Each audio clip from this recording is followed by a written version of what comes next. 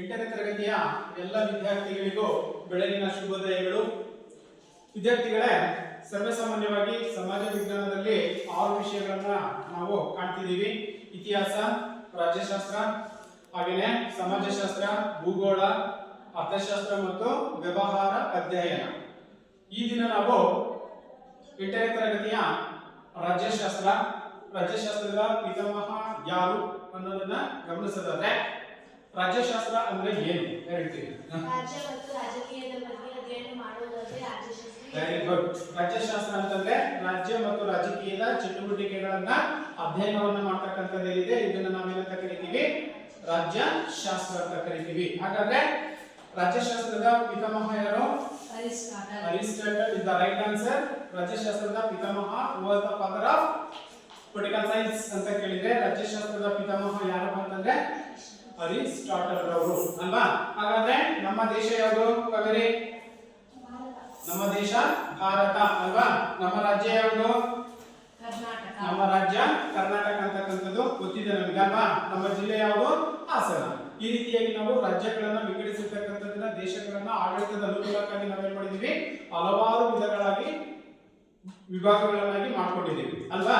ಈಗ ನಾವು ಆಡಳಿತದ ಅನುಕೂಲಕ್ಕಾಗಿ ಹಲವಾರು ವಿಭಾಗಗಳನ್ನಾಗಿ ನಾವು ಮಾಡ್ಕೊಂಡಿರೋದ್ರಿಂದ ಅನುಕೂಲ ಏನಪ್ಪಾ ಅಂತಂದ್ರೆ ಸ್ಥಳೀಯ ಮಟ್ಟದವರೆಗೆ ನಾವು ಆಡಳಿತವನ್ನ ಮಾಡಬಹುದು. ಸ್ಥಳೀಯರೇ ಆಡಳಿತವನ್ನ ನಡೆಸತಕ್ಕಂತ ಒಂದು ಜವಾಬ್ದಾರಿ ಇರ್ತಕ್ಕಂಥದ್ದನ್ನ ನಾವು ಕಾಣ್ತಾ ಇದ್ದೀವಿ. ಕೇಂದ್ರದಲ್ಲಾದ್ರೆ ಕೇಂದ್ರ ಸರ್ಕಾರದಲ್ಲಿ 2 ಸದನಗಳಿದ್ದಾವೆ. ಯಾವ್ಯಾವು? ಮೇಲ್ಮನೆ ಮತ್ತು ಕೆಳಮನೆ, ರಾಜ್ಯಸಭೆ ಮತ್ತು ಲೋಕಸಭೆ ಅಲ್ವಾ? ರಾಜ್ಯ ಸರ್ಕಾರಕ್ಕೆ ಬಂದಾಗ ವಿಧಾನಸಭೆ ಮತ್ತು Vidhana Parishat, member of legislative council MLC ಅಲ್ವಾ? ಈ ರೀತಿಯಾಗಿ ಸದನಗಳನ್ನಾಗಿ ನಾವು ಏನ್ ಮಾಡ್ಕೊಂಡಿದ್ದೀವಿ. ಇವೆಲ್ಲವನ್ನು ಕೂಡ ಮಾಡ್ಕೊಂಡಿರ್ತಕ್ಕಂಥದ್ದೇನೋ ಇಡೀ ದೇಶವನ್ನ ಒಬ್ಬರೇ ಆಡಳಿತವನ್ನ ಮಾಡಕ್ಕಾಗಲ್ಲ. ಹಾಗಾಗಿ ನಾವು ಏನ್ ಮಾಡ್ತಾ ಇದೀವಿ? ಹಲವಾರು ವಿಭಾಗಗಳನ್ನಾಗಿ ಮಾಡ್ಕೊಂಡಿದ್ದೀವಿ ಅಲ್ವಾ? ಅದನ್ನೇ ನಾವು ಇವತ್ತು ಏನಂತ ಕರಿತೀವಿ?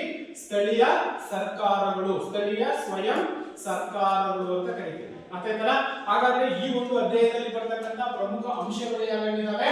ಸ್ಥಳೀಯ ಸ್ವಯಂ ಸರ್ಕಾರಗಳ ರಚನೆ ಅಂತಕ್ಕಂಥದ್ದು ಏನಾಯ್ತು, ಸ್ಥಳೀಯ ಸರ್ಕಾರಗಳಂದ್ರೇನು, ಸ್ಥಳೀಯ ಸರ್ಕಾರವನ್ನ ಯಾಕೆ ನಾವು ಜಾರಿಗೆ ತಂದಿದ್ದೀವಿ ಅನ್ನೋದನ್ನ ಅಧ್ಯಯನವನ್ನ ಮಾಡ್ತಕ್ಕಂಥದಕ್ಕೆ ನಾವೇನಂತ ಕರಿತೀವಿ? ಸ್ಥಳೀಯ ಸ್ವಯಂ ಸರ್ಕಾರಗಳು ಅಥವಾ ಲೋಕಲ್ ಗವರ್ಮೆಂಟ್ ಅಂತ ಕರಿತೀವಿ. ಓಕೆ. ಇನ್ನು ಎರಡನೇದು ಸ್ಥಳೀಯ ಸ್ವಯಂ ಸರ್ಕಾರಗಳ ಉದ್ದೇಶಗಳೇನು, ಏನಿದ್ರ ಉದ್ದೇಶ ಅಂತಕ್ಕಂಥದ್ದು ಇದೆ. ಸ್ಥಳೀಯ ಸರ್ಕಾರಗಳ ಉದ್ದೇಶಗಳು ಏನಾಗಿದ್ವು? ಇನ್ನ ನಾವು ಮುಂದೆ ಬಂದ್ರೆ ಕಲಿಕಾಂಶಗಳಲ್ಲಿ ಈ ಒಂದು ಸ್ಥಳೀಯ ಸ್ವಯಂ ಸರ್ಕಾರಗಳ ಕಾರ್ಯಗಳು, ಫಂಕ್ಷನ್ಸ್ ಅಂತ ನಾವೇನ್ ಕರಿತೀವಿ, ಏನೇನು ಕಾರ್ಯಗಳನ್ನ ಒಳಗೊಂಡಿದೆ ಅನ್ನೋದನ್ನ ಅಧ್ಯಯನವನ್ನ ಮಾಡ್ತಕ್ಕಂಥದ್ದು. ಇಷ್ಟು ಪ್ರಮುಖವಾಗಿರ್ತಕ್ಕಂಥ ಸ್ಥಳೀಯ ಸರ್ಕಾರದಲ್ಲಿ ಬರ್ತಕ್ಕಂತಹ ಕಲಿಕಾಂಶಗಳು. ಓಕೆ. ಹಾಗೆ ನಾವು ಇಲ್ಲಿ ಭಾರತದಲ್ಲಿ ಸ್ಥಳೀಯ ಸ್ವಯಂ ಸರ್ಕಾರದ ಪರಿಕಲ್ಪನೆ ಅಂತಕ್ಕಂಥದ್ದು ಈಗ ಬಂದಿರ್ತಕ್ಕಂಥದ್ದಲ್ಲ. ಯಾವಾಗ ಬಂದಿದ್ದದು? ರಾಜ ಮಹಾರಾಜರ ಆಡಳಿತವನ್ನ ಮಾಡ್ತಾ ಇದ್ರಲ್ಲ ಹಿಂದೆ, ಅವಾಗಲೇ ಗ್ರಾಮಗಳು, ಸಭೆಗಳು ಅರ್ಥಾಯ್ತಲ್ಲ, ಈ ರೀತಿಯಾಗಿ ಆಡಳಿತದ ಅನುಕೂಲಕ್ಕಾಗಿ ಅವ್ರು ಏನ್ ಮಾಡ್ಕೊಂಡಿದ್ರು? ಹಲವಾರು ವಿಭಾಗಗಳನ್ನಾಗಿ ಮಾಡ್ಕೊಂಡಿದ್ರು. ಒಬ್ಬರೇ, ಈಗ ಒಂದು ದೇಶ ಇದೆ ಅಂತಂದ್ರೆ ಒಬ್ಬರೇ ಆಡಳಿತವನ್ನು ನಿರ್ವಹಿಸಲಿಕ್ಕೆ ಸಾಧ್ಯತೆ ಇಲ್ಲ. ಕೆಳಮಟ್ಟದ ಪ್ರತಿಯೊಂದು ಗ್ರಾಮೀಣ ಪ್ರದೇಶದಲ್ಲಿಯೂ ಕೂಡ ಆಡಳಿತದಲ್ಲಿ ಭಾಗವಹಿಸಬೇಕು, ಅವರ ಸಮಸ್ಯೆಗಳು ಏನಿದಾವೆ ಅಂತಕ್ಕಂಥದನ್ನ ತಿಳ್ಕೋಬೇಕು ಅಂತಕ್ಕಂಥ ಒಂದು ಉದ್ದೇಶದಿಂದ ಪ್ರಾಚೀನ ಕಾಲದಿಂದಲೂ ರಾಜ ಮಹಾರಾಜರ ಕಾಲದಲ್ಲೂ ಕೂಡ ಈ ಒಂದು ಪದ್ಧತಿ ಅಂತಕ್ಕಂಥದನ್ನ ನಾವು ನಡೆಸ್ಕೊಂಡು ಬಂದಿದ್ದೀವಿ. ಈಗ ಸರ್ಕಾರಗಳು ಅಂತಕ್ಕಂಥವು ರಚನೆಯಾದ ನಂತರ ಸ್ವಲ್ಪ ಬದಲಾವಣೆ ಅಂತಕ್ಕಂಥದ್ದು ಆಗಿದೆ. ಹಾಗಾಗಿನೇ ಭಾರತದಲ್ಲಿ ಸ್ಥಳೀಯ ಸ್ವಯಂ ಸರ್ಕಾರಗಳ ಪರಿಕಲ್ಪನೆ ಬಹಳ ಹಳೆಯದಾಗಿರ್ತಕ್ಕಂಥದ್ದು, ಈಗ ಬಂದಿರ್ತಕ್ಕಂಥದ್ದಲ್ಲ. ಇಲ್ಲ, ಇದು ಪ್ರಾಚೀನ ಕಾಲದಿಂದಲೂ ಕೂಡ ರಾಜ ಮಹಾರಾಜರ ಕಾಲದಿಂದಲೂ ಕೂಡ ಇವು ಜಾರಿಯಲ್ಲಿರ್ತಕ್ಕಂಥದ್ದು ನಾವು ಕಾಣ್ತಾ ಇದೀವಿ. ನೋಡಿ, ಹೇಳಿದ್ದೇನೆ, ಅನೇಕ ರಾಜ ಮಹಾರಾಜರು ಸರ್ಕಾರಗಳ ರಚನೆ ಮತ್ತು ಬೆಳವಣಿಗೆಗೆ ಪ್ರಾಮುಖ್ಯತೆಯನ್ನು ಕೊಟ್ಟಿರ್ತಕ್ಕಂಥದ್ದು. ಸ್ಥಳೀಯ ಸರ್ಕಾರಗಳ ರಚನೆಗೆ ಅಂದ್ರೆ ಇಲ್ಲಿ ಸುಬಾ, ನಾಡು, ಈ ರೀತಿಯಾಗಿ ನಾವೇನ್ ಕರಿತೀವೋ ರಾಜ ಮಹಾರಾಜರ ಕಾಲದಲ್ಲಿ ವಿಭಾಗಗಳನ್ನಾಗಿ ಮಾಡ್ಕೊಂಡಿರ್ತಕ್ಕಂಥದ್ದು, ಬೆಳವಣಿಗೆಗೆ ಪ್ರಾಮುಖ್ಯತೆಯನ್ನ ನೀಡಿರ್ತಕ್ಕಂಥದ್ದು. ಹಾಗಾಗಿ ಸ್ಥಳೀಯ ಸ್ವಯಂ ಸರ್ಕಾರಗಳಂತಕ್ಕಂಥದ್ದು ಏನಿದ್ದಾವೆ, ಇವು ಸಮುದಾಯ ಮತ್ತು ಸರ್ಕಾರಗಳ ನಡುವಿನ ಒಂದು ಸಂಬಂಧವನ್ನು ಕಲ್ಪಿಸುವ ಕೊಂಡಿ ಇದ್ದಾಗೆ ಯಾವುದು ಸ್ಥಳೀಯ ಸರ್ಕಾರಗಳು ಅಂತಕ್ಕಂಥವೇನಿದ್ದಾವೆ. ಸಮುದಾಯ ಅಂದ್ರೆ ಈ ಒಂದು ಸಮಾಜ ಅಥವಾ ಈ ಒಂದು ದೇಶದಲ್ಲಿ ವಾಸ ಮಾಡತಕ್ಕಂಥ ಜನರ ಒಂದು ಸಮೂಹ ಅಥವಾ ಗುಂಪು ಏನಿದೆ, ಇವು ಮತ್ತು ಸರ್ಕಾರಗಳ ನಡುವಿನ ಸಂಬಂಧವನ್ನ ಕಲ್ಪಿಸತಕ್ಕಂಥದ್ದು. ಸರ್ಕಾರ ಜನರಿಗೆ ಏನೆಲ್ಲ ಸೌಲಭ್ಯಗಳನ್ನ ಒದಗಿಸಿ ಕೊಡಬೇಕು ಅನ್ನೋದನ್ನ ಸಂಪೂರ್ಣವಾಗಿ ಸ್ಥಳೀಯ ಕಾಣ್ತಾ ಇದ್ದೀವಿ. ಇನ್ನ ಸ್ಥಳೀಯ ಸಮಸ್ಯೆಗಳನ್ನ ಮುಕ್ತವಾಗಿ ಹಂಚಿಕೊಳ್ತಕ್ಕಂಥದ್ದು, ಮುಕ್ತವಾಗಿ ನಾವು ಸಭೆಗಳನ್ನು ಸೇರಿ ಸಮಸ್ಯೆಗಳೇನಿದೆ. ಈಗ ಒಂದು ಹಳ್ಳಿ ಇದೆ ಅಲ್ವಾ, ನಿಮ್ದೆ ಯಾವ್ದೋ ಕಮಲಾಪುರ ಅಂತ ತಗೊಂಡ್ರೆ, ಕಮಲಾಪುರ ಒಂದು ಹಳ್ಳಿ ಅಂತಕ್ಕಂಥದ್ದಿದೆ. ನಿಮಗೆ ಸರ್ವೇ ಸಾಮಾನ್ಯವಾಗಿ ಗ್ರಾಮ ಪಂಚಾಯತಿ ಕರಗುಂದ ಬರುತ್ತೆ ಅಲ್ವಾ. ಕರಗುಂದ ಗ್ರಾಮ ಪಂಚಾಯತಿಯಲ್ಲಿ ಸಭೆ ಅಂತಕ್ಕಂಥದ್ದು ನಮಗೆ ಶಾಲೆಯಲ್ಲಿ ಮೊನ್ನೆ ಮಕ್ಕಳ ಸಭೆ ಅಂತ ಮಾಡಿದ್ರು ಗೊತ್ತಾ, ಮಕ್ಕಳ ಗ್ರಾಮ ಸಭೆ ಅಂತ. ಗ್ರಾಮ ಸಭೆಯನ್ನು ಮಾಡಿರ್ತಕ್ಕಂಥ ಉದ್ದೇಶ ಏನು, ಈ ಶಾಲೆಯಲ್ಲಿ ಏನೆಲ್ಲ ಸಮಸ್ಯೆಗಳಿದ್ದಾವೆ ಆ ಸಮಸ್ಯೆಗಳನ್ನ ಪರಿಹರಿಸತಕ್ಕಂಥ ಒಂದು ಸಭೆಯನ್ನು ನಾವೇನಂತ ಕರಿತೀವಿ, ಮಕ್ಕಳ ಗ್ರಾಮ ಸಭೆ ಅಂತ ಏನ್ ಕರಿತೀವೋ ಅದೇ ರೀತಿಯಾಗಿ ಒಂದು ಗ್ರಾಮ ಪಂಚಾಯತಿಯಲ್ಲಿ ಬರ್ತಕ್ಕಂತಹ ಎಷ್ಟು ಹಳ್ಳಿಗಳಿದ್ದಾವೆ ಆ ಹಳ್ಳಿಗಳಲ್ಲಿ ಪ್ರತಿಯೊಂದು ಒಂದೊಂದು ಮನೆಗೆ ಒಬ್ಬೊಬ್ಬ ವ್ಯಕ್ತಿ ಅಂತಕ್ಕಂಥದ್ದು ಆ ಸಭೆಯಲ್ಲಿ ಭಾಗವಹಿಸಬೇಕು. ಯಾವ್ದ್ರಲ್ಲಿ, ಗ್ರಾಮ ಸಭೆಯಲ್ಲಿ ಭಾಗವಹಿಸುವುದರ ಮೂಲಕ ಅವರ ಗ್ರಾಮ ಪಂಚಾಯತಿಯಲ್ಲಿ ಅಥವಾ ಆ ಊರಲ್ಲಿ ಏನೆಲ್ಲ ಸಮಸ್ಯೆಗಳಿದ್ದಾವೆ, ಸಮಸ್ಯೆಗಳು ಸಾಕಷ್ಟು ಇದ್ದಾವೆ ಅಲ್ವಾ. ಆರೋಗ್ಯದ ಸಮಸ್ಯೆ ಆಗಿರ್ಬೋದು, ಕುಡಿಯುವ ನೀರಾಗಿರ್ಬೋದು, ಬೀದಿ ದೀಪಗಳಾಗಿರ್ಬೋದು ಅಲ್ವಾ, ಸಾಕಷ್ಟು ಸಮಸ್ಯೆಗಳಂತಕ್ಕಂಥವೇನಿದ್ದಾವೆ ಈ ಸಮಸ್ಯೆಗಳನ್ನ ಮುಖಾಮುಖಿಯಾಗಿ ನೇರವಾಗಿ ನಾವೇನ್ ಮಾಡ್ಬೇಕು, ಬಗೆಹರಿಸ್ಕೊಳ್ತಕ್ಕಂಥದ್ದು. ನಮ್ಮ ಸಮಸ್ಯೆಗಳನ್ನ ನಾವು ನೇರವಾಗಿ ಬಗೆಹರಿಸಿಕೊಳ್ತಕ್ಕಂಥ ಒಂದು ಅಂಶವನ್ನು ನಾವು ಈ ಒಂದು ಸ್ಥಳೀಯ ಸ್ವಯಂ ಸರ್ಕಾರಗಳಲ್ಲಿ ಕಾಣ್ತಾ ಇದ್ದೀವಿ. ಸ್ಥಳೀಯ ಸಮಸ್ಯೆಗಳನ್ನ ಮುಕ್ತವಾಗಿ ವ್ಯಕ್ತಪಡಿಸ್ತಕ್ಕಂಥದ್ದು. ಏನ್ ಸಮಸ್ಯೆ ಇದೆ ನಿಮಗೆ, ಶೌಚಾಲಯಗಳಾಗಿರ್ಬೋದು, ಹಾಗೆ ಸ್ವಚ್ಛತೆ ಆಗಿರ್ಬೋದು, ಇವೆಲ್ಲವನ್ನು ಕೂಡ ನೇರವಾಗಿ ನಾವು ಸಭೆಯಲ್ಲಿ ಮುಕ್ತವಾಗಿ ಚರ್ಚೆಯನ್ನ ಮಾಡಿ ಅಲ್ಲೇ ಪರಿಹಾರವನ್ನ ಎಲ್ಲಿ ಕಂಡುಕೊಳ್ಬೇಕು, ನಾವು ಗ್ರಾಮ ಸಭೆಯಲ್ಲಿ ಕಂಡುಕೊಳ್ಬೇಕಾಗುತ್ತೆ. ಇನ್ನ ಜನರ ಸಹಕಾರದಿಂದ ಸಮಸ್ಯೆಗಳ ಪರಿಹಾರ ಅಲ್ಲಿ ಸಭೆಯಲ್ಲಿ ಕೂತ್ಕೊಂಡು ನಾವೆಲ್ಲರೂ ಚರ್ಚೆ ಮಾಡಿದಂತ ಸಂದರ್ಭದಲ್ಲಿ ಏನೆಲ್ಲ ಆ ಹಳ್ಳಿಯಲ್ಲಿ ಸಮಸ್ಯೆಗಳಿದ್ದಾವೆ ಆ ಎಲ್ಲಾ ಸಮಸ್ಯೆಗಳನ್ನ ನಾವೇನ್ ಮಾಡ್ಬೇಕಾಗುತ್ತೆ, ಅಲ್ಲೇ ಬಗೆಹರಿಸ್ಕೊಳ್ತಕ್ಕಂಥದ್ದು. ಶುದ್ಧ ಕುಡಿಯುವ ನೀರಾಗಿರ್ಬೋದು, ರಸ್ತೆಗಳಾಗಿರ್ಬೋದು, ಹಾಗೇನೆ ದೇವಾಲಯಗಳ ಸ್ವಚ್ಛತೆ ಆಗಿರ್ಬೋದು, ಹಾಗೇನೆ ಸರ್ಕಾರಿ ಆಸ್ತಿ ಪಾಸ್ತಿಗಳಾಗಿರ್ಬೋದು, ಕಟ್ಟಡಗಳಾಗಿರ್ಬೋದು, ನಿಮಗೆ ಒಟ್ಟಾರೆಯಾಗಿ ಏನ್ ಸಮಸ್ಯೆಗಳು ಅಂತಕ್ಕಂಥದ್ದಿದ್ದಾವೆ ಆ ಸಮಸ್ಯೆಗಳನ್ನ ಅಲ್ಲೇ ಬಗೆಹರಿಸ್ತಕ್ಕಂಥದ್ದು. ಇನ್ನ ಭಾರತದಲ್ಲಿ 1919 ಮತ್ತು 1935ರ ಶಾಸನಗಳು ಅಂದ್ರೆ ಭಾರತ ಬ್ರಿಟಿಷರ ಆಡಳಿತವನ್ನು ಮಾಡ್ತಾ ಇದ್ದವಾಗ 1935ರಲ್ಲಿ ಏನೋ ನಾವು ಭಾರತ ಸರ್ಕಾರದ ಕಾಯ್ದೆ ಅಂತ ಕರಿತೀವಿ, ಅಲ್ಲಿ ಬ್ರಿಟನ್ ರಾಣಿ ಒಂದು ಘೋಷಣೆಯನ್ನು ಕೂಗಿದ್ರು. ಏನಪ್ಪಾ ಅಂತಂದ್ರೆ ಭಾರತೀಯರಿಗೆ ಸಂಪೂರ್ಣವಾಗಿರ್ತಕ್ಕಂಥ ಸ್ವತಂತ್ರವನ್ನ ಕೊಡ್ತೀವಿ ಅಂತೇಳಿ. ಆದ್ರೆ 1935ರಲ್ಲೇ ಭಾರತಕ್ಕೆ ಸ್ವತಂತ್ರ ಅಂತಕ್ಕಂಥದ್ದು ಬಂದಿಲ್ಲ. ಅರ್ಥಾಯ್ತಲ್ಲ. 1919ರಲ್ಲೂ ಕೂಡ ವಿಂಟೋ ಮಾರ್ಲೆ ಸುಧಾರಣೆ ಅಂತ ಕರಿತೀವಿ. ವಿಂಟೋ ಮಾರ್ಲೆ ಸುಧಾರಣೆಯನ್ನು ಕೂಡ ಕೆಲವೊಂದು ನಿಯಮಗಳನ್ನು ಜಾರಿಗೆ ತಂದಿರತಕ್ಕಂಥದ್ದನ್ನು ಕೂಡ ನಾವು ಕಾಣ್ತಾ ಇದ್ದೀವಿ. ಅಷ್ಟೇ ಅಲ್ಲ, 1935ರ ಕಾಯ್ದೆ, ಬ್ರಿಟಿಷ್ ಸರ್ಕಾರದ ಕಾಯ್ದೆ ಏನಿದೆ ಇದು ಯಾರು ನಾವು ರಿಸರ್ವ್ ಬ್ಯಾಂಕ್ ಅಂತ ಕರಿತೀವಲ್ಲ, ಆರ್ಬಿಐ ಸ್ಥಾಪನೆಗೂ ಕೂಡ ಅವಕಾಶವನ್ನ ಮಾಡಿಕೊಟ್ಟಿರ್ತಕ್ಕಂಥದ್ದು. ಅದಕ್ಕೆ 1919 ಮತ್ತು 1935ರಲ್ಲಿ ಬ್ರಿಟಿಷ್ ಸರ್ಕಾರ ಜವಾಬ್ದಾರಿ ಕಾಯ್ದೆಗಳನ್ನ ಇಲ್ಲಿ ಸ್ವಯಂ ಸ್ಥಳೀಯ ಸರ್ಕಾರಗಳಿಗೆ ಅನುಮತಿಯನ್ನ ನೀಡಿರ್ತಕ್ಕಂಥದ್ದು. ನಿಮ್ಮದೇ ಆಗಿರ್ತಕ್ಕಂಥ ಸರ್ಕಾರಗಳನ್ನ ರಚಿಸಿಕೊಳ್ಳಲಿಕ್ಕೆ ಅಥವಾ ಸರ್ಕಾರಗಳು ಸ್ವಯಂ ಸ್ಥಳೀಯ ಸರ್ಕಾರಗಳನ್ನು ರಚನೆ ಮಾಡಲಿಕ್ಕೆ ಅವಕಾಶವನ್ನು ಕೂಡ 1919 ಮತ್ತು 1935ರ ಶಾಸನಗಳು ನೀಡಿರ್ತಕ್ಕಂಥದ್ದನ್ನು ನಾವು ಗಮನಿಸಬಹುದಾಗಿದೆ.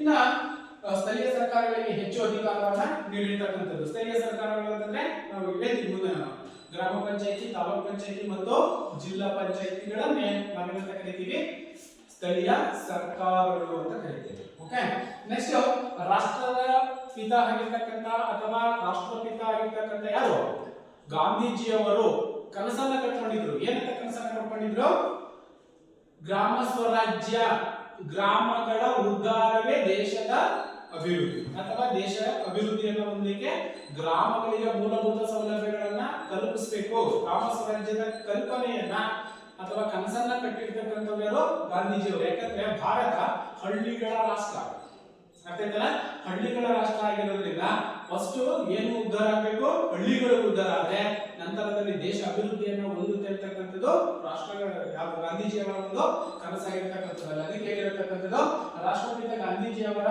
ಕನಸಾದ ಗ್ರಾಮ ಸ್ವರಾಜ್ಯವನ್ನ ನನಸಾಗಿಸಲು ಭಾರತವು ಸ್ವತಂತ್ರದ ನಂತರ ಅಂದ್ರೆ 1947ರ ನಂತರ ಏನು ಸ್ವತಂತ್ರವನ್ನ ಪಡ್ಕೊಂಡು ಭಾರತ, ಆಗ ಗಾಂಧೀಜಿಯವರ ಕನಸು ಕೂಡ ಏನಾಗಿತ್ತು, ಗ್ರಾಮ ಸ್ವರಾಜ್ಯದ ಕಲ್ಪನೆಯನ್ನು ಹೊಂದಿದ್ರು. ಗ್ರಾಮಗಳ ಅಭಿವೃದ್ಧಿ ಆದ್ರೆ ದೇಶ ಅಭಿವೃದ್ಧಿ ಆಗುತ್ತೆ ಅಂತಕ್ಕಂತಹ ಉದ್ದೇಶದಿಂದ ಅನೇಕ ಸಮಿತಿಗಳನ್ನ ಮತ್ತು ಆಯೋಗಗಳನ್ನು ಕೂಡ ಜಾರಿಗೆ ತಂದಿರ್ತಕ್ಕಂಥದ್ದು ನಾವು ಕಾಣ್ತಾ ಇದ್ದೀವಿ.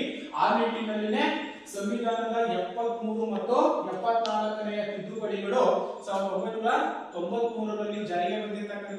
ಸ್ಥಳೀಯ ಸ್ವಯಂ ಸರ್ಕಾರಗಳ ರಚನೆಗೆ ಕಾರಣೀಭೂತವಾಗಿರ್ತಕ್ಕಂಥದ್ದು. ಅರ್ಥ ಆಯ್ತಲ್ಲ? ಸಂವಿಧಾನದ 73ನೇ ಮತ್ತು 74ನೇ ವಿಧಿಗಳ ತಿದ್ದುಪಡಿಯನ್ನು ತರುವುದರ ಮೂಲಕ ಅಂತಿಮವಾಗಿ ಸ್ಥಳೀಯ ಸರ್ಕಾರ ಅಂತಕ್ಕಂಥದ್ದು ಯಾವ ಜಾರಿಗೆ ಬಂತಪ್ಪ ಅಂತಂದ್ರೆ 1993ರಲ್ಲಿ ಜಾರಿಗೆ ಬಂದಿರ್ತಕ್ಕಂಥದ್ದು. ಅರ್ಥ ಆಯ್ತಲ್ಲ? ಸ್ಥಳೀಯ ಕೇಳ್ತಾರೆ, ಏನೇನು ಕೇಳ್ತಾರೆ ನಿಮಗೆ ಎಸ್ಎಲ್ಸಿಯಲ್ಲೂ ಕೂಡ ಇರುತ್ತೆ. ಸ್ಥಳೀಯ ಸರ್ಕಾರ ಅಂತಕ್ಕಂಥದ್ದು ಯಾವಾಗ ಜಾರಿಗೆ ಬಂತು ಅಂತಂದ್ರೆ 1993 ಎಷ್ಟನೇ ತಿದ್ದುಪಡಿ ಅಂತಂದ್ರೆ 73ನೇ ತಿದ್ದುಪಡಿಯ ಮೂಲಕ ಇದು ಜಾರಿಗೆ ಬಂದಿರತಕ್ಕಂಥದ್ದು. ಓಕೆ, ಇನ್ನ ನಮ್ಮ ರಾಜ್ಯ ಸರ್ಕಾರವು 1983ರಲ್ಲಿ ಕರ್ನಾಟಕದ 3 ಏನು ನಾವು ಜಿಲ್ಲಾ ಪಂಚಾಯಿತಿ, ಗ್ರಾಮ ಪಂಚಾಯಿತಿ ಮತ್ತು ತಾಲೂಕು ಪಂಚಾಯಿತಿ ಮತ್ತು ನ್ಯಾಯ ಪಂಚಾಯಿತಿಗಳನ್ನ ನಾವು ಕಾಣ್ತೀವಿ. ಪಂಚಾಯಿತಿ ಅಂದ್ರೆ ಗೊತ್ತಾ? ಹಿಂದೆ ರಾಜ ಮಹಾರಾಜರ ಕಾಲದಲ್ಲಿ ಅಥವಾ ಹಳ್ಳಿಗಳಲ್ಲಿ ದೌರು ತೀರ್ಮಾನವನ್ನು ಮಾಡ್ತಾ ಇದ್ರು. ಪಂಚಾಯಿತಿ ಗೊತ್ತಿರ್ಬೇಕಲ್ಲ ನಿಮಗೆ. ಊರಲ್ಲಿ ಏನಾದರೂ ಗಲಾಟೆ ಆದಂತ ಸಂದರ್ಭದಲ್ಲಿ ಅಥವಾ ಅಣ್ಣ ತಮ್ಮ ಆಸ್ತಿ ಸಂಬಂಧಪಟ್ಟಿರ್ತಕ್ಕಂಥ ವಿಚಾರಗಳಾಗಿರ್ಬೋದು, ಅವಾಗ ಏನ್ ಮಾಡ್ತಾ ಇದ್ರು ಅಲ್ವಾ? ಪಂಚಾಯಿತಿಯನ್ನ 5 ಜನ ಪಂಚಾಯತ್ ಊರಿನ 5 ಜನ ಪ್ರಮುಖ ಮುಖಂಡರು ಕುತ್ಕೊಂಡು ಚರ್ಚೆಯನ್ನ ಮಾಡಿ ತೀರ್ಮಾನ ಕೈಗೊಳ್ತಾ ಇದ್ರು. ಸಮಸ್ಯೆಯನ್ನ ಬಗೆಹರಿಸ್ತಕ್ಕಂಥ ನಾವು ಕಾಣ್ತಿದ್ವಿ. ಆದ್ರೆ ಸಂವಿಧಾನದ ಅಡಿಯಲ್ಲಿ ಯಾವಾಗ ಸರ್ಕಾರ ಅಂತಕ್ಕಂಥದ್ದು ರಚನೆ ಆಯ್ತೋ ಅವಾಗ ಏನಾಯ್ತು, ತಾಲೂಕ್ ಪಂಚಾಯಿತಿ, ಜಿಲ್ಲಾ ಪಂಚಾಯಿತಿ ಮತ್ತು ಗ್ರಾಮ ಪಂಚಾಯಿತಿ ಅಂತಕ್ಕಂತಹ 3 ಪಂಚಾಯಿತಿಗಳು ಕೂಡ ಇಲ್ಲಿ ಜಾರಿಗೆ ಬಂದಿರತಕ್ಕಂಥ ನಾವು ಕಾಣ್ತಿದ್ದೀವಿ. 1983ರಲ್ಲಿ ಕರ್ನಾಟಕದ ಜಿಲ್ಲಾ ಪಂಚಾಯಿತಿ, ತಾಲೂಕ್ ಪಂಚಾಯಿತಿ ಮತ್ತು ಮಂಡಲ ಪಂಚಾಯಿತಿ ಅಂದ್ರೆ ನಾವು ಗ್ರಾಮ ಪಂಚಾಯಿತಿ ಅಂತ ಕರಿತೀವಿ. ಮತ್ತು ನ್ಯಾಯ ಪಂಚಾಯಿತಿ ಕಾಯ್ದೆಯನ್ನು ಕೂಡ ಇಲ್ಲಿ ಪರಿಚಯಿಸಿರ್ತಕ್ಕಂಥ ನಾವು ಕಾಣ್ತಾ ಇದ್ದೀವಿ. ಇನ್ನ 1995ರಿಂದ ಈ ಒಂದು ಕಾಯ್ದೆ ಜಾರಿಯಾಗಿರ್ತಕ್ಕಂಥದ್ದನ್ನು ಕೂಡ ನಾವು ಗಮನಿಸಬಹುದಾಗಿದೆ. ಅರ್ಥ ಆಯ್ತಲ್ಲ? ನೆಕ್ಸ್ಟ್ ನಾವು ಸ್ಥಳೀಯ ಸರ್ಕಾರಗಳ ಉದ್ದೇಶಗಳೇನಾಗಿದ್ವು, ಸ್ಥಳೀಯ ಸರ್ಕಾರಗಳ ಉದ್ದೇಶಗಳು ಏನಾಗಿದ್ವು ಅಂತ ಅರ್ಥ ಆಯ್ತಲ್ಲ? ಈ ಸ್ಥಳೀಯ ಸರ್ಕಾರಗಳು ಯಾವ ಜಾರಿಗೆ ಬಂತು, ಸ್ಥಳೀಯ ಸರ್ಕಾರಗಳು ಯಾವ ವಿಧವು ಅಂತ ಗೊತ್ತಾಯ್ತು ನಿಮಗೆ ಅಲ್ವಾ? ಹಾಗಾದ್ರೆ ಉದ್ದೇಶಗಳೇನು, ಸ್ಥಳೀಯ ಸ್ವಯಂ ಸರ್ಕಾರಗಳ ಉದ್ದೇಶಗಳೇನಿರಬಹುದು? ಒಂದು, ಸ್ಥಳೀಯ ಸಮಸ್ಯೆಗಳನ್ನ ಬಗೆಹರಿಸಿಕೊಳ್ತಕ್ಕಂಥದ್ದು. ಸ್ಥಳೀಯ ಸಮಸ್ಯೆಗಳೇನಿದ್ದಾವೆ ಆ ಒಂದು ಗ್ರಾಮ ಪಂಚಾಯತಿ ಅಥವಾ ಗ್ರಾಮದಲ್ಲಿ ಬರ್ತಕ್ಕಂಥ ಸಮಸ್ಯೆಗಳೇನಿದ್ದಾವೆ, ನೀರಿನ ಸಮಸ್ಯೆ ಆಗಿರ್ಬೋದು, ರಸ್ತೆ ಆಗಿರ್ಬೋದು, ಮನೆ ಆಗಿರ್ಬೋದು, ಹಲವಾರು ಸಮಸ್ಯೆಗಳು ಏನಿರ್ತಾವ ಆ ಸಮಸ್ಯೆಗಳನ್ನ ಬಗೆಹರಿಸಿಕೊಳ್ತಕ್ಕಂಥ ಒಂದು ಉದ್ದೇಶವನ್ನು ನಾವು ಸ್ಥಳೀಯ ಸರ್ಕಾರಗಳಲ್ಲಿ ಕಾಣ್ತೀವಿ. ಒಂದು. ಎರಡನೇದು ಉಳಿದು ಸ್ಥಳೀಯ ಸಮಸ್ಯೆಗಳನ್ನ ಬಗೆಹರಿಸಿಕೊಳ್ಳಲು ಸ್ಥಳೀಯರನ್ನೇ ಬಳಸಿಕೊಳ್ತಕ್ಕಂಥದ್ದು. ಅದಕ್ಕೆ ನಾವೇ ಮಾಡ್ತೀವಿ, 5 ವರ್ಷಗಳಿಗೊಮ್ಮೆ ನಡೀತಕ್ಕಂಥ ಚುನಾವಣೆ ಏನು, ಸಾರ್ವತ್ರಿಕ ಚುನಾವಣೆ, ಅಲ್ಲಿ ನಾವು ಮೆಂಬರ್ ಆಯ್ಕೆ ಮಾಡ್ತೀವಿ ಗೊತ್ತಾ? ಓಟ್ ಹಾಕ್ತಾರೆ ನೋಡಿ ಹಳ್ಳಿಗಳಲ್ಲಿ.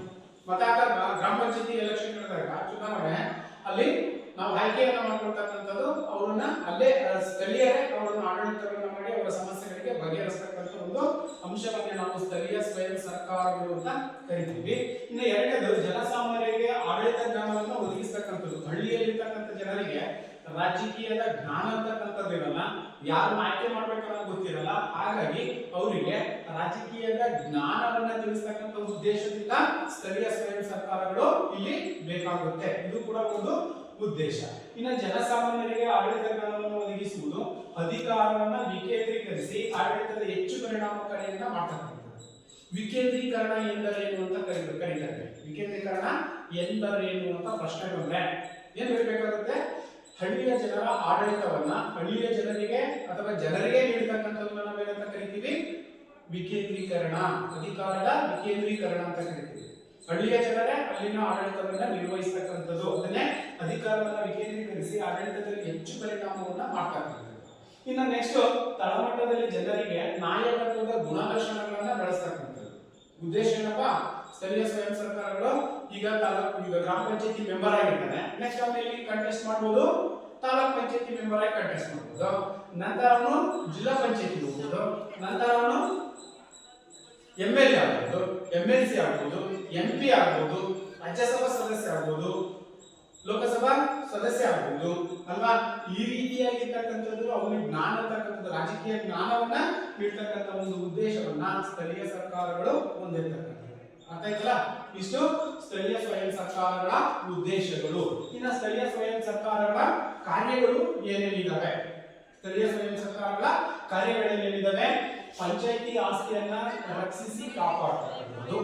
ಕಟ್ಟಡಗಳು ಸರ್ವದಲ್ಲೂ ಗೊತ್ತಾಗುತ್ತೆ ನೋಡಿ, ಬಸ್ ಸ್ಟ್ಯಾಂಡ್ ಇದೆ, ಅಲ್ಲಿ ಬಿಲ್ಡಿಂಗ್ಸ್ಗಳು ಇದಾವೆ, ಆಸ್ಪತ್ರೆಗಳಿದ್ದಾವೆ ಅಲ್ವಾ? ಇವುಗಳನ್ನ ರಕ್ಷಣೆ ಮಾಡ್ತಕ್ಕಂಥದ್ದು. ಪಂಚಾಯಿತಿ ಆಸ್ತಿಯನ್ನ ರಕ್ಷಣೆ ಮಾಡ್ತಕ್ಕಂಥ ಜವಾಬ್ದಾರಿಯನ್ನ ಗ್ರಾಮ ಪಂಚಾಯಿತಿಯ ಅಲ್ಲಿ ಹೊಂದಿರುತ್ತೆ. ಇನ್ನು ಸ್ಥಳೀಯ ಮಂಡಳಿಯ ವಾರ್ಷಿಕ ಆದಾಯ ಬಡ್ಜೆಟ್ ಅಂತ ನಾವು ಕರಿತೀವಿ. ಒಂದು ವರ್ಷದಲ್ಲಿ ಎಷ್ಟು ಆದಾಯ ಇರ್ತಕ್ಕಂಥದ್ದು ಒಂದಿದೆ, ಖರ್ಚು ಎಷ್ಟಾಗಿದೆ, ಉಳಿದಿರ್ತಕ್ಕಂಥದ್ದು ಹೆಚ್ಚು ಖರ್ಚು ಮಾಡಿದೀವೋ, ಆದಾಯಕ್ಕಿಂತ ಖರ್ಚು ಜಾಸ್ತಿ ಮಾಡಿದೀವೋ ಅನ್ನೋದನ್ನ ಸಂಪೂರ್ಣವಾಗಿ ತಿಳಿಸ್ತಕ್ಕಂಥದ್ದನ್ನೇ ನಾವು ಸ್ಥಳೀಯ ಮಂಡಳಿಯ ವಾರ್ಷಿಕ ಆದಾಯ ಅಂದ್ರೆ ಬಡ್ಜೆಟ್ ಅಂತ ಕರಿತೀವಿ. ಒಂದು ವರ್ಷದ ಬಡ್ಜೆಟ್ ಅಂದ್ರೆ 2024 ಮತ್ತು 25ರ ಬಡ್ಜೆಟ್ ಅಥವಾ ಮುಂಗಡ ಪತ್ರ ಅಂತ ನಾವು ಕರಿತೀವಿ, ತಯಾರಿಸತಕ್ಕಂಥದ್ದು. ಇನ್ನು ಆರೋಗ್ಯ ಮತ್ತು ಕುಟುಂಬ ಕಲ್ಯಾಣ ಯೋಜನೆಗಳು ಉತ್ತಮವಾಗಿರ್ತಕ್ಕಂಥ ಗ್ರಾಮೀಣ ಪ್ರದೇಶದ ಜನರಿಗೂ ಕೂಡ ಉತ್ತಮವಾಗಿರ್ತಕ್ಕಂಥ ಆರೋಗ್ಯವನ್ನ ಕಲ್ಪಿಸಿಕೊಡ್ತಕ್ಕಂಥ ಜವಾಬ್ದಾರಿಯನ್ನ ಸರ್ಕಾರಗಳು ಹೊಂದಿರತಕ್ಕಂಥದ್ದು, ಅಂದ್ರೆ ಸ್ಥಳೀಯ ಸರ್ಕಾರಗಳು. ನೋಡಿ, ಪ್ರತಿಯೊಂದು ಗ್ರಾಮೀಣ ಪ್ರದೇಶದಲ್ಲಿ ಇವತ್ತು ಆಶಾ ಕಾರ್ಯಕರ್ತರಿದ್ದಾರೆ ಗೊತ್ತಾ? ಆಶಾ ಕಾರ್ಯಕರ್ತರು ಮನೆ ಬಂದು ಭೇಟಿ ಕೊಟ್ಟು ನಿಮ್ಮ ಆರೋಗ್ಯವನ್ನು ವಿಚಾರಿಸ್ತಾ ಹೋಗ್ತಾರೆ ಅಲ್ವಾ? ವಿಚಾರಿಸ್ತಾ ಹೋಗ್ತಕ್ಕಂಥ ನಾವು ಕಾಣ್ತೀವಿ. ಆರೋಗ್ಯ ಮತ್ತು ಕುಟುಂಬ ಕಲ್ಯಾಣ ಯೋಜನೆಗಳನ್ನ ಜಾರಿಗೆ ಗೊಳಿಸ್ತಕ್ಕಂಥದ್ದು. ಇನ್ನ ರಸ್ತೆಗಳನ್ನು, ಗ್ರಾಮೀಣ ರಸ್ತೆಗಳು ಡಾಂಬರೀಕರಣ ಮಾಡ್ತಕ್ಕಂಥದ್ದು. ಇನ್ನ ಪ್ರೌಢ ವಯಸ್ಕ ಶಿಕ್ಷಣ, ಪ್ರೌಢ ಶಾಲೆಗಳಲ್ಲಿ ಇರ್ತಕ್ಕಂಥದ್ದನ್ನು ಕೂಡ ನಾವು ಕಾಣ್ತೀವಿ. ವಯಸ್ಕ ಶಿಕ್ಷಣ ಅಂದ್ರೆ 40-50 ಆಗಿರ್ತಕ್ಕಂಥವ್ರು ಏನಿದ್ದಾರೆ, ಅವರಿಗೆ ಓದು ಬರಹ ಗೊತ್ತಿರಲ್ಲ, ಅವರಿಗೆ ನಾವು ವಯಸ್ಕರು ಅಂತ ಕರಿತೀವಿ. ಅದ್ರ ಜೊತೆಯಲ್ಲಿ ಅನೌಪಚಾರಿಕ ಶಿಕ್ಷಣಕ್ಕೆ ಹೆಚ್ಚಿನ ಆದ್ಯತೆಯನ್ನು ಕೊಡ್ತಕ್ಕಂಥದ್ದು. ಔಪಚಾರಿಕ ಶಿಕ್ಷಣಕ್ಕೂ ಅನೌಪಚಾರಿಕ ಶಿಕ್ಷಣಕ್ಕೂ ವ್ಯತ್ಯಾಸ ಇದೆ, ಅರ್ಥ ಆಯ್ತಲ್ಲ? ಔಪಚಾರಿಕ ಶಿಕ್ಷಣಕ್ಕೂ ಔಪಚಾರಿಕ ಶಿಕ್ಷಣ ಅಂತಂದ್ರೆ 4 ಗೋಡೆಗಳ ಮಧ್ಯೆ ಶಿಕ್ಷಕರ ನಡುವೆ ಕಲಿತಕ್ಕಂಥದ್ದು ಔಪಚಾರಿಕ ಶಿಕ್ಷಣ. ಅರ್ಥ ಆಯ್ತಲ್ಲ? ಈಗ ಔಪಚಾರಿಕ ಶಿಕ್ಷಣ ಅಂತಂದ್ರೆ ಶಿಕ್ಷಕರು 4 ಗೋಡೆಗಳ ಮಧ್ಯೆ ವಿದ್ಯಾರ್ಥಿಗಳು ಕೂತ್ಕೊಂಡು ಕಲಿತಕ್ಕಂಥದ್ದು ಏನಿದೆ, ನಾವು ಇದನ್ನ ಔಪಚಾರಿಕ ಶಿಕ್ಷಣ ಅಂತ ಕರಿತೀವಿ. ಅನೌಪಚಾರಿಕ ಶಿಕ್ಷಣ ಅಂತಂದ್ರೆ ಶಾಲೆಯಿಂದ ಹೊರಗೆ ಕಲಿತಕ್ಕಂಥದ್ದು. ಬೈಕ್ ರಿಪೇರಿ ಮಾಡೋದು, ಸೈಕಲ್ ರಿಪೇರಿ ಮಾಡೋದು ಅಲ್ವಾ, ಟಿವಿ ರಿಪೇರಿ ಮಾಡೋದು, ಮೊಬೈಲ್ ರಿಪೇರಿ ಮಾಡೋದು, ಇದನ್ನ ನಾವೇನಂತ ಕರಿತೀವಿ? ಅನೌಪಚಾರಿಕ ಶಿಕ್ಷಣ. ಹಾಗೆಯೇ ಕರಕೌಶಲ್ಯಗಳಿಗೆ, ಗೃಹ ವಸ್ತುಗಳ ತಯಾರಿಕೆಗೆ ಹೆಚ್ಚಿನ ಆದ್ಯತೆಯನ್ನ ಈ ಸ್ಥಳೀಯ ಸ್ವಯಂ ಸರ್ಕಾರಗಳು ನೀಡ್ತಕ್ಕಂಥದ್ದು ನಾವು ಕಾಣ್ತಾ ಇದ್ದೀವಿ. ಇನ್ನ ಸ್ವಚ್ಛತೆ ಮತ್ತು ನೈರ್ಮಲ್ಯವನ್ನ ಕಾಪಾಡ್ತಕ್ಕಂಥದ್ದು. ಸ್ವಚ್ಛತೆ ಮತ್ತು ನೈರ್ಮಲ್ಯ, ಶುದ್ಧವಾಗಿರ್ತಕ್ಕಂಥ ಪರಿಸರವನ್ನ ನಿರ್ಮಾಣ ಮಾಡಬೇಕು. ಚರಂಡಿಗಳು, ಹಾಗೇನೆ ಅಕ್ಕಪಕ್ಕದಲ್ಲಿ ರಸ್ತೆಗಳಲ್ಲಿ ಗಿಡ ಮರಗಳನ್ನ ಬೆಳೆಸ್ತಕ್ಕಂಥದ್ದು, ಚರಂಡಿಗಳನ್ನ ಕ್ಲೀನ್ ಮಾಡ್ತಕ್ಕಂಥದ್ದು, ಇವೆಲ್ಲವನ್ನ ಮಾಡ್ತಕ್ಕಂಥ ಜವಾಬ್ದಾರಿಯನ್ನು ಕೂಡ ಸ್ಥಳೀಯ ಸ್ವಯಂ ಸರ್ಕಾರಗಳು ಹೊಂದಿರ್ತವೆ. ಇನ್ನ ಮಾಲಿನ್ಯ ತಡೆಗಟ್ಟತಕ್ಕಂಥದ್ದು. ಈಗ ಹೇಳಿದ್ರಲ್ಲ, ಮಾಲಿನ್ಯ, ಶಬ್ದ ಮಾಲಿನ್ಯ, ವಾಯು ಮಾಲಿನ್ಯ, ಪರಿಸರ ಮಾಲಿನ್ಯಗಳಿರ್ತವೆ. ಈ ಮಾಲಿನ್ಯಗಳನ್ನ ತಡೆಗಟ್ಟತಕ್ಕಂಥ ಜವಾಬ್ದಾರಿಯನ್ನ ಸ್ಥಳೀಯ ಸರ್ಕಾರಗಳು ಹೊಂದಿರ್ತವೆ. ಜಲ ಮಾಲಿನ್ಯ, ಶಬ್ದ ಮಾಲಿನ್ಯ, ವಾಯು ಮಾಲಿನ್ಯಗಳೇನಿದ್ದಾವೆ ಇವುಗಳನ್ನ ತಡೆಗಟ್ಟತಕ್ಕಂಥ ಜವಾಬ್ದಾರಿಯನ್ನು ಕೂಡ ಸ್ಥಳೀಯ ಸರ್ಕಾರಗಳು ಹೊಂದಿರುತ್ತೆ. ಇನ್ನ ಪಡಿತರ ವಿತರಣೆ ಗೊತ್ತಾ? APL ಕಾರ್ಡು, BPL ಕಾರ್ಡ್ ಇದಾವೆ ನಮ್ಮ ಹತ್ರ. ರೇಷನ್ ಕಾರ್ಡು ಅದನ್ನೇ ನಾವು ಪಡಿತರ ಚೀಟಿ ಅಂತ ಕರಿತೀವಿ. ಅರ್ಥಾಯ್ತಲ್ಲ? ಪಡಿತರ ವ್ಯವಸ್ಥೆ ವಿತರಣೆಯನ್ನ ನೀಡತಕ್ಕಂಥದ್ದು. ಅಂದ್ರೆ BPL ಕಾರ್ಡ್ ಅಂತ ಯಾರು ಹೊಂದಿರ್ತಾರೆ ಅವರು ನಿರ್ಗತಿಕರು ಅಂತ, ಬಡವರು ಅಂತ ಕರಿತೀವಿ ನಾವು. ಅರ್ಥಾಯ್ತಲ್ಲ? ಅವರಿಗೆ ಅಕ್ಕಿ ಗೋಧಿಯನ್ನು ಫ್ರೀಯಾಗಿ ಕೊಡ್ತಕ್ಕಂಥದ್ದು, ಸರ್ಕಾರದಿಂದ ಸಿಗ್ತಕ್ಕಂಥ ಎಲ್ಲ ಮೂಲಭೂತ ಸೌಲಭ್ಯಗಳನ್ನ ಪಡಿತರ ಮೂಲಕ ಆ ನ್ಯಾಯಬೆಲೆ ಅಂಗಡಿಗಳು ಅಂತ ನಾವೇ ಕರಿತೀವಿ, ಸೊಸೈಟಿಯಲ್ಲಿ ನೀಡ್ತಕ್ಕಂಥದ್ದು. ಓಕೆ.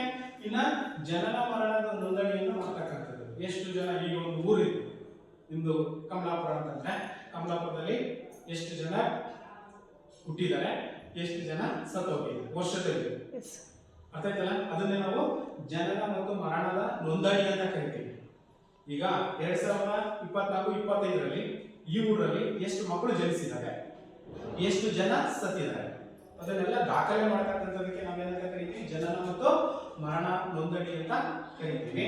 ಇನ್ನ ಕೃಷಿ, ಪಶುಸಂಗೋಪನೆ. ಕೃಷಿ ಅಂತಂದ್ರೆ ವ್ಯವಸಾಯಕ್ಕೆ ಬೇಕಾಗಿರ್ತಕ್ಕಂಥ ಎಲ್ಲ ಮೂಲಭೂತ ಸೌಲಭ್ಯಗಳನ್ನು ಕೂಡ ಅಲ್ಲಿ ಸ್ಥಳೀಯ ಸರ್ಕಾರಗಳ ಮೂಲಕ ಕೃಷಿಗೆ ಬೇಕಾಗಿರ್ತಕ್ಕಂಥ ಸೌಲಭ್ಯಗಳನ್ನ ಒದಗಿಸಿಕೊಡ್ತಕ್ಕಂಥದ್ದು.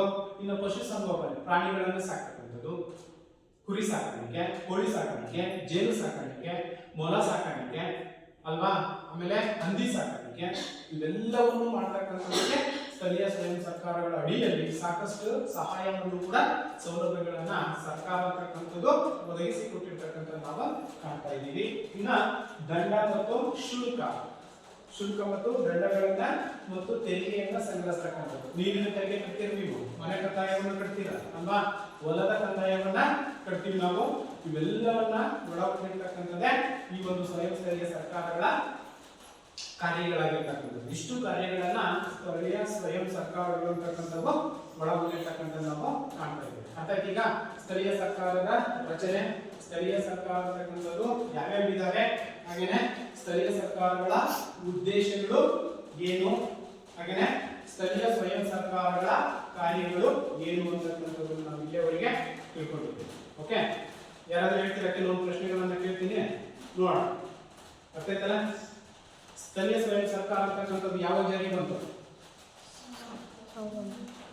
ಎತ್ತಿತ್ತು 1993ರಲ್ಲಿ. ಯಾವ ತಿದ್ದುಪಡಿಯ ಮೂಲಕ?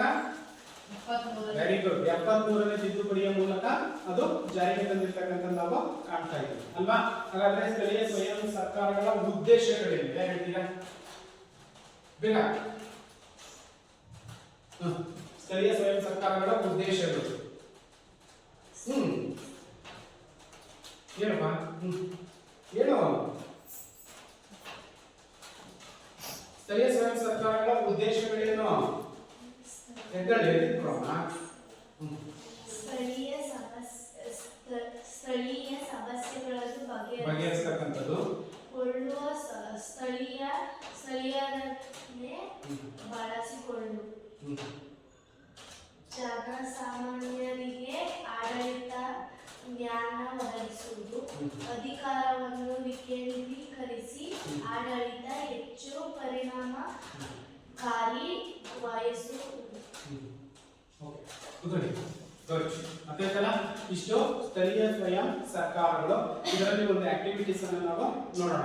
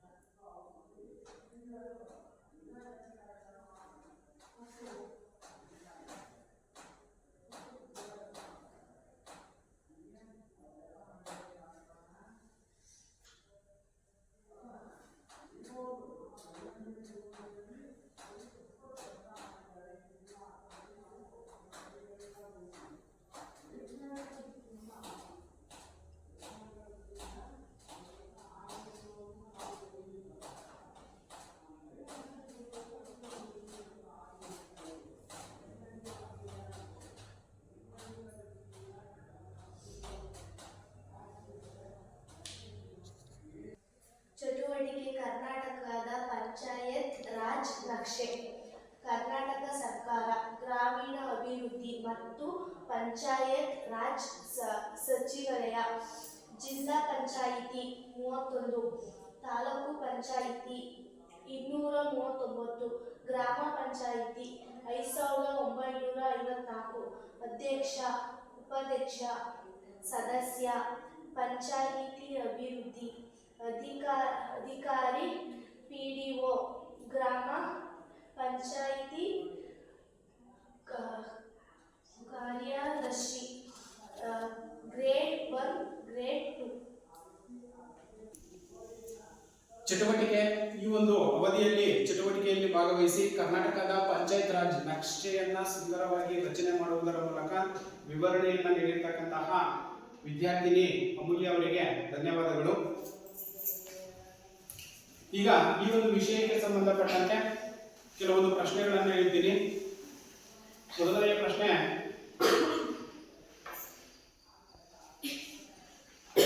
ಗ್ರಾಮ ಪಂಚಾಯತ್ ವ್ಯವಸ್ಥೆಯನ್ನ ಯಾವಾಗ ಜಾರಿಗೆ ತರಲಾಯಿತು? ಗ್ರಾಮ ಪಂಚಾಯತ್ ವ್ಯವಸ್ಥೆಯನ್ನ ಯಾವಾಗ ಜಾರಿಗೆ ತರಲಾಯಿತು? ಎರಡನೇ ಪ್ರಶ್ನೆ, ಯಾವ ಸಂವಿಧಾನದ ತಿದ್ದುಪಡಿಯ ಮೂಲಕ ಜಾರಿಗೆ ತರಲಾಯಿತು?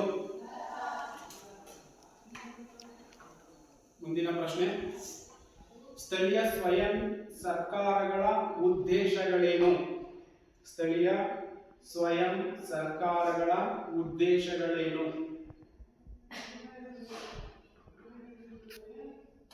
ಕೊನೆಯ ಪ್ರಶ್ನೆ, ಸ್ಥಳೀಯ ಸ್ವಯಂ ಸರ್ಕಾರಗಳ ಕಾರ್ಯಗಳೇನು?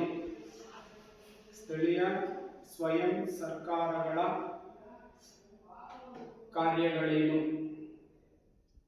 ಸ್ಥಳೀಯ ಸ್ವಯಂ ಸರ್ಕಾರಗಳ ಕಾರ್ಯಗಳೇನು? ಅರ್ಥ ಆಯ್ತಲ್ಲ? ಓಕೆ, ಧನ್ಯವಾದಗಳು.